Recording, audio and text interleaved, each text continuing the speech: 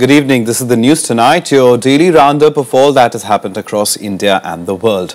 I'm Ishan Russell. Tonight, our focus is on the United States of America and, of course, Indo-American ties. The new American ambassador took charge today and US President Barack Obama gave his State of the Union address, which outlined his economic ideas. Now, how this ties into the Indo-US relationship, what does this mean for the global economy and more, we'll be talking about over the next half hour, along with other major news events that happen today. But first, the headlines we're tracking today. On the last day of filing nominations, rival leaders Kiran Bedi, Arvind Kejriwal and Ajay Markan filed nomination papers in Delhi.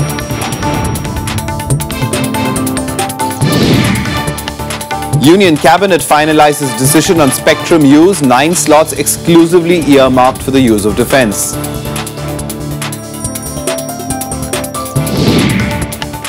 Coal allotment process to start from tomorrow, government to notify 36 blocks.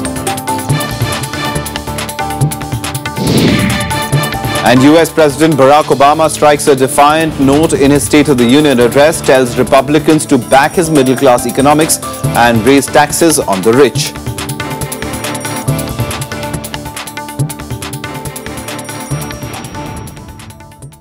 The first story, of course, the budget session of Parliament is all set to commence on the 23rd of February, and will conclude on the 8th of May, along with a month-long recess. Now, during the budget session, the government is planning to push for passage of bills on 6 ordinances promulgated recently. The first full-fledged general budget of the Modi government will be presented on 28th February. According to sources, the first half of the budget session will be from 23rd Feb to 20th March. And the second half will be from 20th April to 8th May. Rail budget will be presented on 26th Feb, while the economic survey will be tabled in Parliament on 27th of February. The government plans to convert 6 recent ordinances into legislations during the session. Under attack from the opposition on the issue of ordinances, the NDA government has decided to launch a counter-attack by highlighting the ordinances issued by previous governments. The United Front, which ruled only for 2 years and issued 77 ordinances. My leftist friends should understand they were part of the United Front government. When they could issue 77 ordinances, that means 3 ordinances per month, the strike rate of 3 ordinances per month. And they criticized this government of resorting to ordinances, particularly in an extraordinary situation where the House is not allowed to function. The government have no intention to bypass Parliament at all. The budget session will begin with President Pranab Mukherjee addressing a joint sitting of both houses. The motion of thanks to the President's address will be debated on 24th and 25th February. Vishal Daya, Rajya Sabha TV, Delhi. And the new Union Cabinet that met in New Delhi today took 2 major decisions on infrastructure development in Jammu and Kashmir. One related to 4-laning of the Ramban-Banihal section of the National Highway 1A. The other was regarding the Udhampur-Ramban section of NH 1A. Besides this, the government has decided to earmark 9 spectrum slots for the exclusive use of defence personnel. This will be between 3 MHz to 40 GHz. The government also approved the swapping of spectrum bands between telecom and defence sector. In 31 other slots, the spectrum used for defence will coexist with other departments like space, civil aviation and broadcasting. 49 slots were identified for use of defence between 3 MHz to 40 GHz. इसमें 9 slots जो हैं वो defence के exclusive use के लिए होंगे. सरहद के 50 किलोमीटर के जो सीमा है वो डिफेंस इंटरेस्ट जोन हो गया. पीस टाइम में हम उस पे जो भी टेलीकॉम ऑपरेशंस करेंगे सिटी में या मुफस्सिल टाउन में, तो डिफेंस को हम इंटीमेट कर देंगे. They must be aware of it. Hostility का समय जब आएगा तो those things will go under their jurisdiction. Now, the government will kick off the process of allotting coal blocks tomorrow. The Coal Ministry will notify allotment of 36 coal blocks. However, the rules for government dispensation will be notified today. The government is all set to auction 23 blocks under Schedule 2 and another 23 in the Schedule 3 block list. According to the Coal Mines Special Provisions Ordinance 2014, Schedule 2 mines are those which have already come into production, while Schedule 3 mines are those which are ready to come into production. The first day would be 22nd, that is tomorrow. We bring out the notification tonight and it starts operating from tomorrow. And we should be able to complete execution of allotment agreement by 28th of February. So all this will happen well before 31st of March. Coal Secretary also said that new coal mines may not impact Coal India's prices but would ramp up coal supply. Today we are importing more than 180 million tons of coal, which means that there is much more demand than what Coal India is producing at this point in time. What these auctions will do, and I'd like to clarify here, is to certainly increase the quantity of coal. Last September, the Supreme Court had scrapped 214 coal blocks allocated since 1993, saying the blocks had been given out in an arbitrary manner. The government moved an ordinance late in October, enabling auctions of some of these blocks. Now the government proposes to complete the entire process by March 31st. Kriti Mishra, Rajya Sabha TV. Some political news now. And the top three challengers in the Delhi Assembly polls filed their nominations today. BJP's Kiran Bedi, Aam Aadmi Party Chief Arvind Kejriwal and Congress's Ajay Maken held roadshows before filing their nomination papers. All three asserted they were confident of winning the three-way contest amid the rising rhetoric ahead of the elections. Kiran Bedi, Arvind Kejriwal and Ajay Maken, the top three contestants in the Delhi Assembly elections, officially entered the fray on Wednesday, the last day to file nominations. Kiran Bedi is contesting from Krishnanagar in East Delhi, a BJP stronghold, thanks to Union Minister Harshvardhan, who has been MLA from this seat in the last few elections. Arvind Kejriwal is seeking re-election from New Delhi seat, where he made a spectacular electoral debut in 2013 by defeating three-time Chief Minister Sheila Dikshit handsomely. Ajay Maken will contest from Sadar Bazaar, hoping his return to state politics will benefit Congress to regain some ground. All three candidates held roadshows before filing their nomination papers on Wednesday. Addressing supporters, they highlighted their priorities for Delhi amid increasing political rhetoric. ये सब doctor साहब की अनथक मेहनत का नतीजा है। लोग इनको यहाँ के लोग बहुत प्यार करते हैं। काश पिछले साल ये चीफ मिनिस्टर होते। काश ये कोई बात नहीं, अब इनकी बड़ी बहन के हाथ में है, इनके हाथ में यही समझ के चलो। लड़ाई जो है वो किसी इंडिविजुअल के खिलाफ नहीं है, लड़ाई किसी पार्टी के खिलाफ नहीं है, लड़ाई हमारी भ्रष्टाचार और महंगाई के खिलाफ। लोगों को तय करना है और मैं पूरे नई दिल्ली विधानसभा में भी घूम रहा हूँ, दिल्ली में घूम रहा हूँ और लोग मन बना चुके हैं कि आम आदमी पार्टी को दोबारा लाना है और इस बार पूरे बहुमत से लाना है। Did Kejriwal challenge Kiran Walia? Right. So Kejriwal challenged me and Kiran Bedi. So likewise, yes. So likewise, I have challenged Kejriwal and Kiran Bedi to come and discuss with me.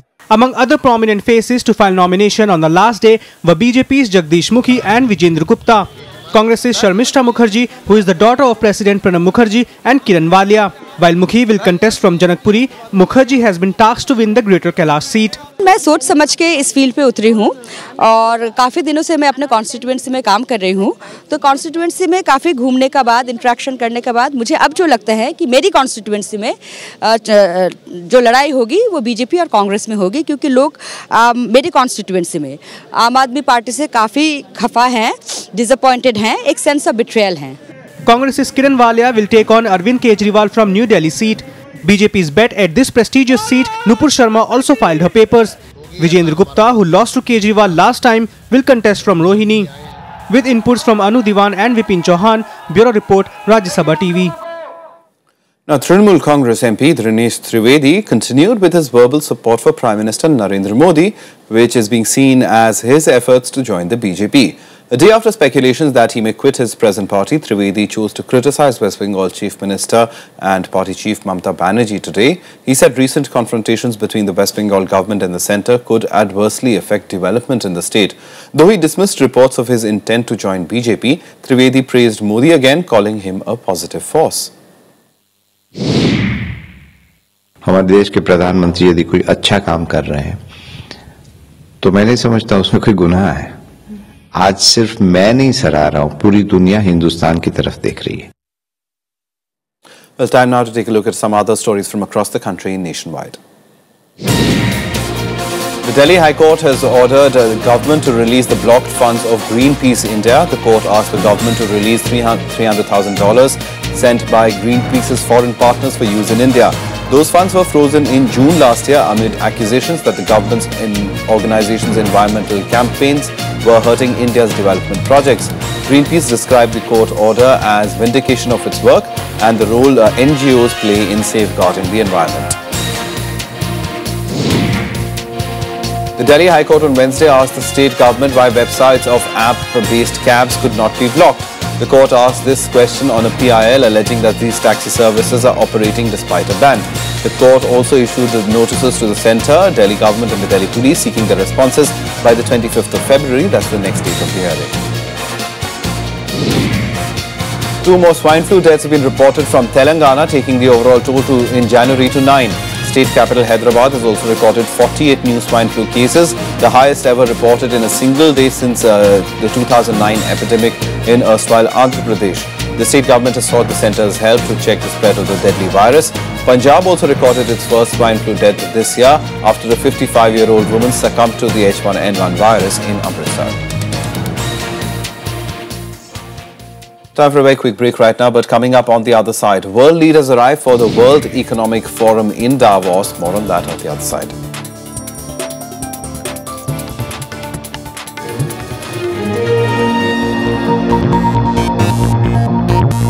Welcome back. You're watching the news tonight. Now, US President Barack Obama will soon embark on his second visit to India. Tight security is in place for his visit, first by any sitting US president, the second time to visit India. Now, his visit is expected to transcend the optics and grandeur of Republic Day celebrations and unleash a novel episode in Indo-American trade ties. And corporate India, of course, has high expectations from the American president's visit. Security preparations are almost complete for US President Barack Obama's 3-day visit to India this week. This will be the first time that a US president is making 2 trips to India in one term. The centre is leaving no stone unturned, placing multi-tier security for this high-profile visit. Obama के आने के बाद सुरक्षा व्यवस्था पूरी तरह से मुकम्मल है. कहीं किसी प्रकार का कोई संकट नहीं है. Obama and Prime Minister Narendra Modi are likely to address top CEOs in 2 back-to-back meetings on January 26th. Both countries may define the specifics for achieving a bilateral trade target of $500 billion by 2020 from about $100 billion currently, from smart cities to defence procurement, from the Make in India initiative to technology transfer. India Inc. is buoyant about American interest. The investment is going to come into the e-commerce sites in a big way.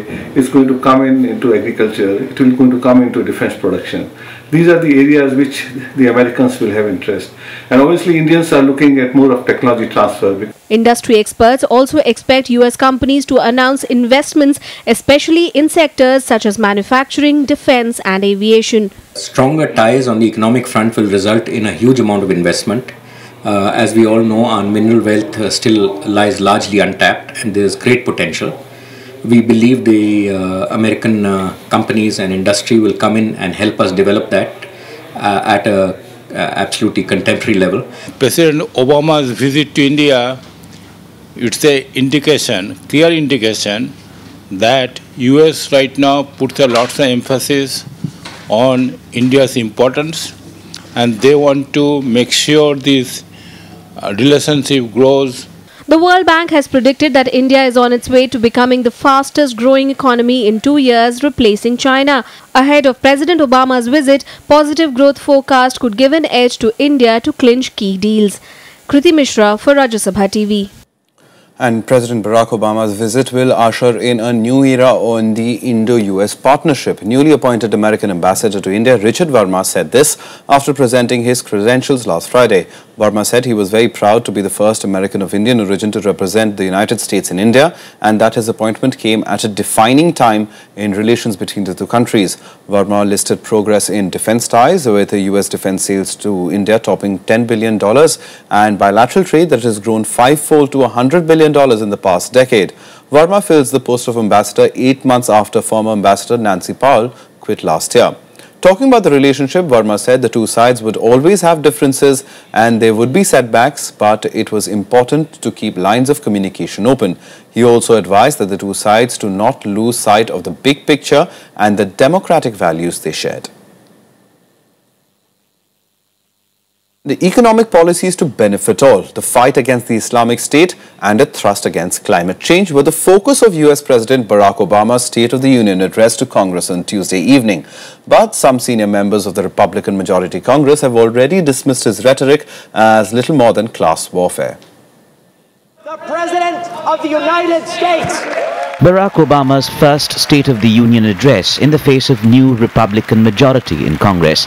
The thrust trumpeting job growth and other signs of recovery from the 2008 economic crisis, boasting partly fulfilled promises on returning US troops to peace. Tonight, we turn the page. Tonight, after a breakthrough year for America, our economy is growing and creating jobs at the fastest pace since 1999. Tonight, for the first time since 9/11, our combat mission in Afghanistan is over. 6 years ago, nearly 180,000 American troops served in Iraq and Afghanistan. Obama used the speech to promote an ambitious program of middle-class economics, citing the legacy of several social service schemes, as he pitched for a tax hike on the wealthy and greater equality for all sections. Will we accept an economy where only a few of us do spectacularly well? Or will we commit ourselves to an economy that generates rising incomes and chances for everyone who makes the effort? We need a tax code that truly helps working Americans trying to get a leg up in the new economy, and we can achieve that together, helping hardworking families make ends meet, giving them the tools they need for good-paying jobs in this new economy, maintaining the conditions of growth and competitiveness. This is where America needs to go. New ways to counter terrorist threats more than a decade after 9/11 was another focus area. The President asked Congress to formally approve new authorization for the ongoing battle against the Islamic State in Iraq and Syria. We stand united with people around the world who've been targeted by terrorists, from a school in Pakistan to the streets of Paris.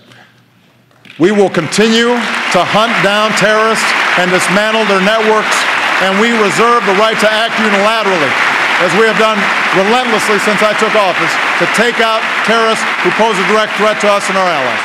And tonight I call on this Congress to show the world that we are united in this mission by passing a resolution to authorize the use of force against ISIL. Ending the embargo against former foe Cuba, taking on the climate change challenge, and a call to improve infrastructure were other points of Obama's speech. But watchers say the proposals won't go far. Republicans who now run the Senate and the House already label the speech a tired set of plans designed more towards elections that Obama faces in 2016. Bureau Report, Rajya Sabha Television.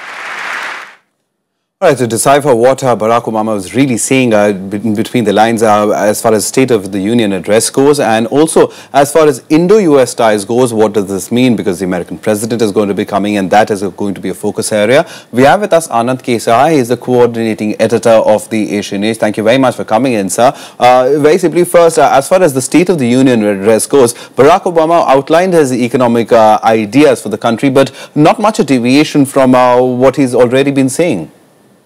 No, the difference is this. I mean, what a terrific speaker he is. The difference is this, that he has wound down the combat missions his forces were engaged in, Afghanistan, Iraq. And therefore, some money does get freed up. And that, with only 2 years remaining for the next president's election, he wants to, he was seen as a defeated leader, not too long ago. Only a few months ago, his party fared very, very poorly in the midterm elections in America, giving a clean walkover to his opponents, to the Republican Party in the Congress, where the Republicans now do have a majority. In spite of that, he is now, confident enough to say that, look here, we have turned the economy around. This was not the case when his predecessor, President Bush, was leaving office. We have turned the economy around. We brought our boys back home. And if any monies we have, we will use them basically for the advancement of social causes. And not only will we use the money to feed up, but we will not hesitate to impose taxes on the super wealthy individuals as well as financial institutions that earn a great deal of money. Now, I think that is the kind of speech I would like to hear from our finance minister here, just changing the context a little bit. All right, but that brings me my next question of him saying invest in America, and that's very familiar to what we've been hearing from our new government about invest in India and attracting investment. So as far as the Indo-US ties in this context go, we have a new ambassador also coming in. So just explain the economics of the trade ties between the two countries. Well, since President Obama was here last, a few years ago, India-US relations have not been on a great trajectory for a variety of reasons. Indian commentators typically tended to emphasize the slowing of the Indian economy as a part of the overall criticism of the previous government. Right. But I think to be fair, if you look at the international commentary on this, you will see that the US side also was distracted by its wars, in two different theaters simultaneously, and that left and America was itself, not faring too well, and therefore the objective conditions, the ground conditions for a vigorous economic and trade relationship were completely missing. And now I think both countries do believe, and the economy in America is picking up. Indian economy, the expectation is it will do far better than it has been doing the last 2 years. We did extremely well in the last 7 or 8 years if you look at the overall picture. Right. But the last 2 years, the deceleration that was recorded looks to be over now. At least let's hope so. If that is the case, then of course both sides can expect, the governments on both sides, the people on both sides can expect a more vigorous economic exchange, mutual exchange. All right, a very quick response also, sir, finally on climate change, because that is what Obama has outlined as one of his major pushers in his State of the Union address, and many suggest that him coming to India for the second time around is to push for an international climate deal that he wants to leave part of his legacy. So as far as climate is concerned, do we see India and the US also cooperating a lot more? Well, I think that you have me there for the simple reason that between India and the US, there has been traditionally a big chasm, because we have always maintained that while our objective should be to do what we can to ameliorate the deteriorating climate scene in the world, with temperatures going up and so on, it can, unless we ourselves take steps. But the chasm is defined by the fact that the US, even under Mr. Obama, though he unlike his predecessor, his party, unlike the Republican Party, is a greater votary of recognizing, first of all, that science establishes the fact that the climate change is not very good, where Republican his opponents don't accept that, or all of them don't accept that. Right. But to that extent, I mean, you can expect the Obama to push for it, but to what extent America would actually be the leader of the industrialized world to take meaningful, concrete steps in that direction, I'm not too sure. But no matter what they do, I do think that India should not hesitate to play a part here, and not define the polluter paying principle in such a manner that we get out of, that we end up doing nothing. All right. So we leave it over there for now, Mr. Sai. Thank you very much for coming and sharing perspective on America and American ties with India. Thank you very much for coming in. Moving on now, at a time when international conflict poses a big threat to global stability, world leaders have descended on Davos in Switzerland for the World Economic Forum. The 45th edition of the summit is being held under tight security as 40 heads of state and thousands others arrive for the annual meet. Convened under the theme The New Global Context, the World Economic Forum in Davos will see 40 world leaders and 2,500 delegates from political, social and business backgrounds in attendance. In the wake of the recent attacks in Paris, the terrorism issue is likely to hog the limelight at the meeting. We do not just want to define the issues. We want, with the help of all your collective brains, we want to help to create solutions. We are here not to pursue just our own interests. We are here really as a community of purpose to improve the state of the world. Risks posed by global conflicts will be high on the agenda. They include the Ukraine conflict and the rising threat of Islamic State. The other areas of concern are the mismanagement surrounding mysterious air crashes. Data hacking and the Ebola outbreak are the other issues that will be discussed. On the economic front, a survey at the forum suggested that the chief executives are less optimistic about the economy this year.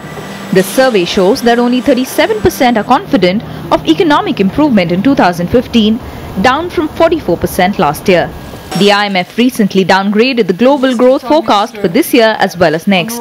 Though the Chinese economy has seen the biggest slump in 24 years, Chinese Premier Li Keqiang called for joint efforts in promoting strong and sustained growth.